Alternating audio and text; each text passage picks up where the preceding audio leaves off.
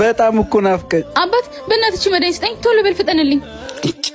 በእናት ወንድሜ ፍጠን፣ ቶሎ በል። ተረጋጊ እባክሽ፣ እየሰጠሁሽ አይደል እንዴ? አዳርማ ከኔ ጋር። ወይኔ ጉዴ! ምንድነው ቻቻ? ምን ሆንክ? ለልጅቷ የተጻፈላትና የሰጠዋት መድኃኒት የተለያየ ነው። እንድረስባት። እርቃለች እኮ። ወንድሜ የራስ ምታት መድኃኒት ስጠኝ። ይቅርታ አውቅሻለሁ አይደለ? ለምንድን ነው ጥቁር የለበሽው? ባለፈው መድኃኒት ልገዛ መጥቼ ነበር።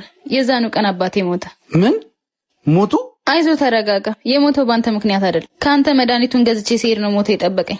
ግን የጤና ባለሙያ ስለሆንክ ቆይቼ የሰጠኸኝን መድኃኒት ሳየው የተሳሳተ ነበር። እኔም ጥሩ ስሜት ላይ ስላልነበርኩ ያኔ በትኩረት አላየሁትም። አየህ፣ አንድ ስህተት 1000 ጥፋት ታጠፋለች። አንድ ቸልተኝነት ግን ምናልባት ብዙ ህይወት ትቀጥፋለች። ከፈጣሪ ቀጥሎ ባለመድኃኒት በሚታመንበት ሀገር ሳይታመኑ መገኘትን የመሰለ ራስ ምታት የለም። አደራ ድጋሜ እንዳትሳሳት። ይቅር በይኝ። ሁለተኛ በስራ ሰዓት አልዘናጋም። ሴት ለመጀንጀን ብለ ከኔ ጋር ነው የምናድረው ለማለት ለማደር